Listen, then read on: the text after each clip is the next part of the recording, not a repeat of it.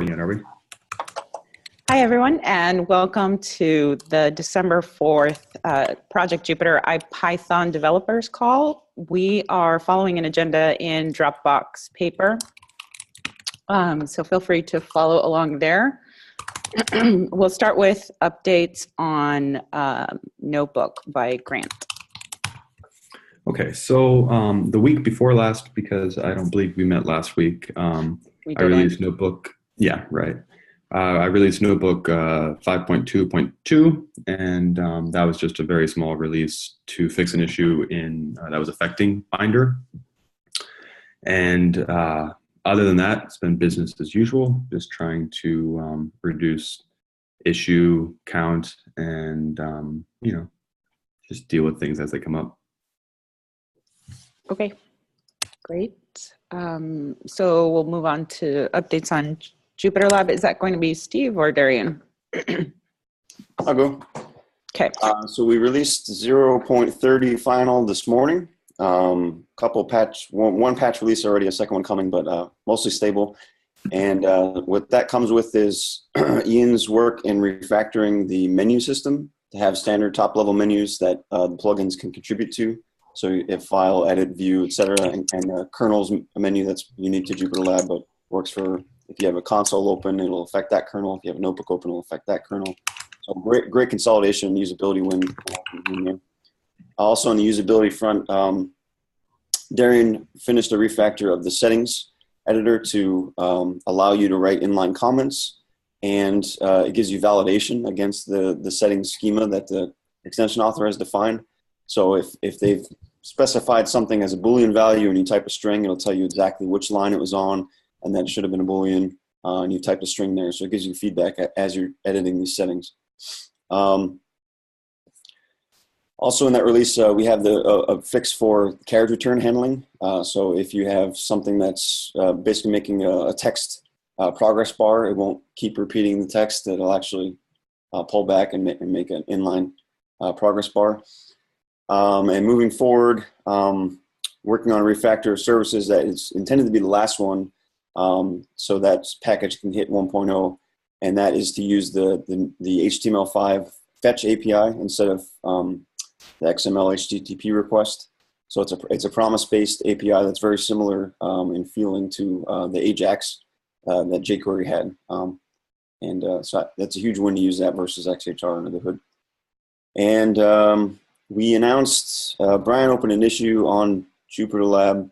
I'll link to it in the chat, but we intend to have an RC of the beta the week before Christmas, with the final release the first week of January of the beta, and pushing forward after that toward the 1.0 once we get the notebook model refactor done. In unfortunate news, Google has deprecated the Google Drive real-time API. So their APIs for dealing with Google Drive files will still exist, but the real-time objects and the operational transform conflict resolution they provided as a service is going away.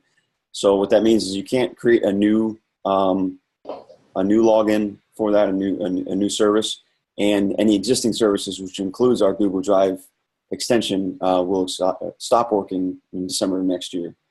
So that's unfortunate for that area of research that Ian was going down.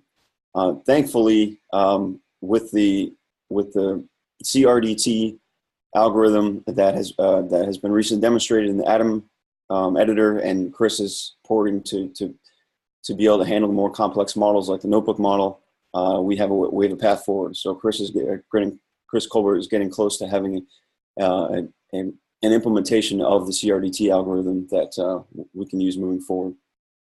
And that's it for Jupyter Lab.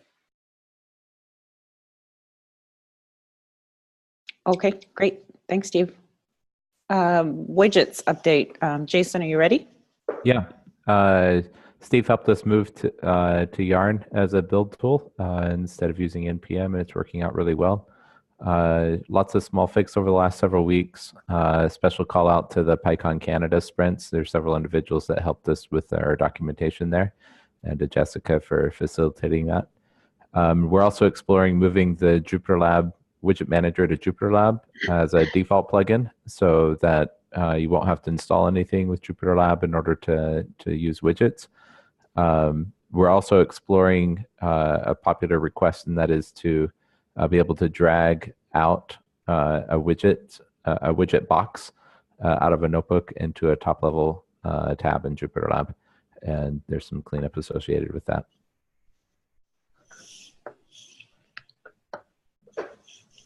Okay, So great. I guess one of the things that we noticed just yesterday, actually, that we'll probably make a 7.1 release of widgets soon. We realized that we've been accidentally changing the spec, changing the widget spec. And so we're going to need to release a minor bump to account for that.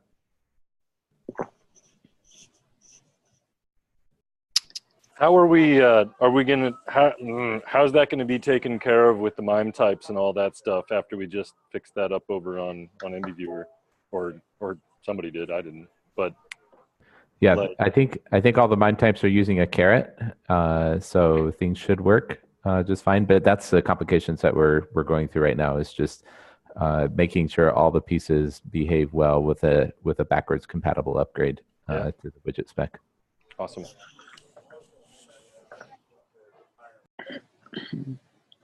Okay, anything else on widgets before we move on?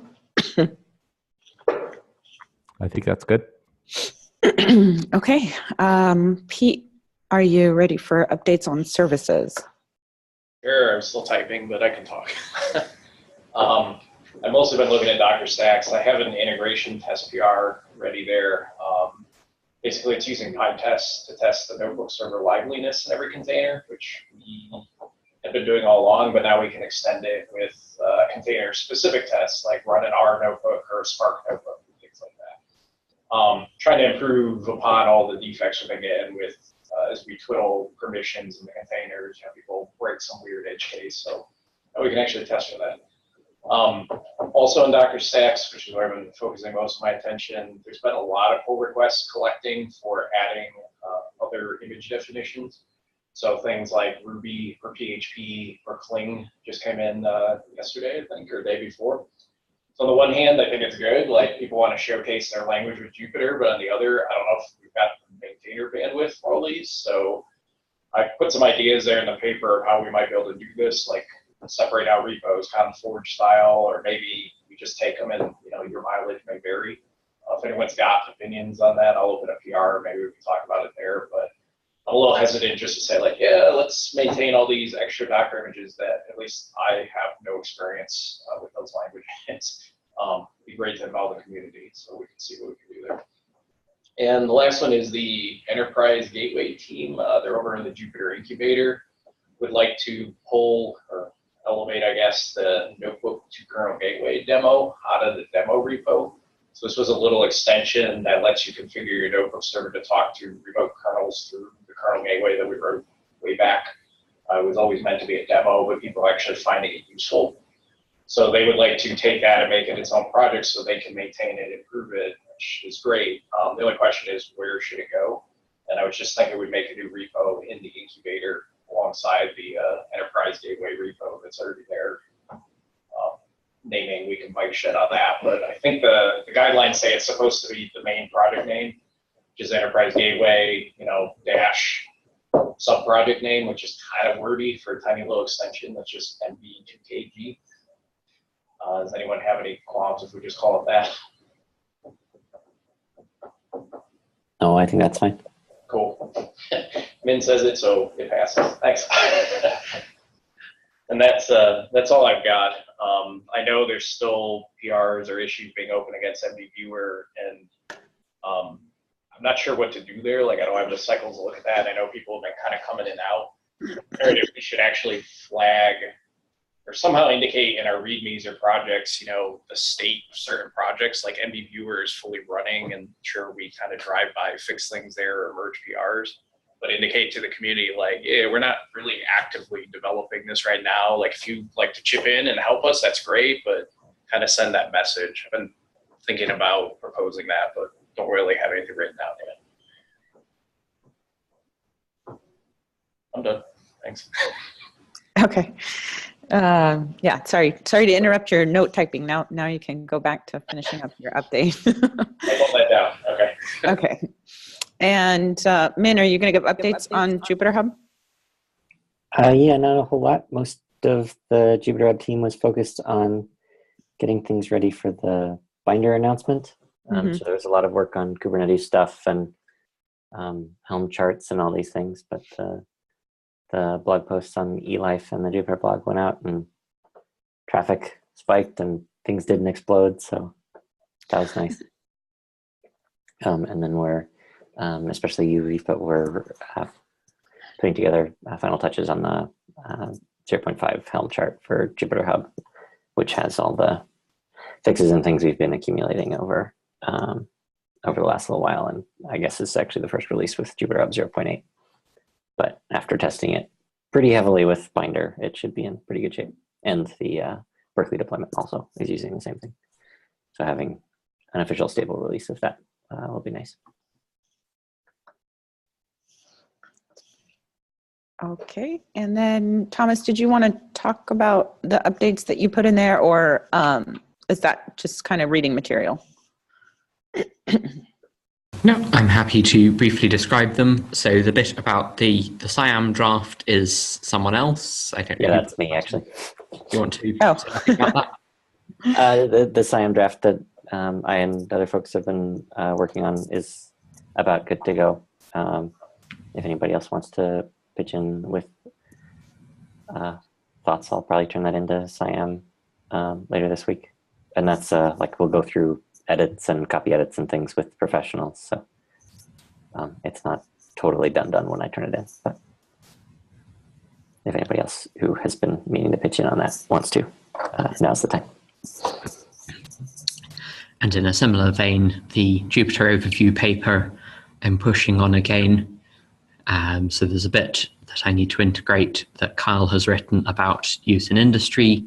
Damian is going to do a bit about RISE, the reveal extension. So yeah, if there's something that you want to be in that paper, please have a look. And it would also be reassuring to me if people could look over the acknowledgements bit that I've written. I've opened an issue about it so you can look at it easily, because I'm sure that I've forgotten some important people that we should be acknowledging. So please do have a look at that. And then I'm working on new Jupyter client APIs, so kernel manager 2 and kernel client 2, to define those bits of API more clearly, because they've kind of got the original kernel manager and kernel client have kind of grown big and complicated, and kernel manager now has bits of client functionality in it. So, and I don't think we can easily clear them up in place without breaking things. So I've gone for adding new APIs, and then the idea is that we'll transition stuff over to the new APIs piece by piece. And this also ties in with the kernel discovery system that would use the new APIs.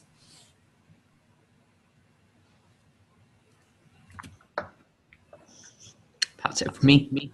Nice, thanks. Okay. Okay, so for conferences and workshops, we have a list going here. Does anyone want to talk about any recent presentations or share any news about events that they recently attended? If not, please continue to add events into this section anywhere that you're planning to attend, excuse me, in the next couple of months. Please continue adding to this list. And there's not currently any JupyterCon announcements, so we'll move on to the last section of the meeting, but I did want to give a chance to anyone who is not on the agenda to go ahead and speak up and share anything that they might have for for the community or for the other developers on the call. Anything? No. Okay. So we do have an action item section. You can use that to kind of put requests out to the community or to the others on the call for help. Feel free to use that. And then the very last section, just a recap of any releases that happened last week, any plan for this week, and any that you plan to release soon. I copied some over from the sections above, but if you have anything that we didn't talk about or that you want to put into the to be released soon category, please go ahead and update those notes. And with that, I think we will go ahead and sign off. Thank you, everyone, and we'll see you next week.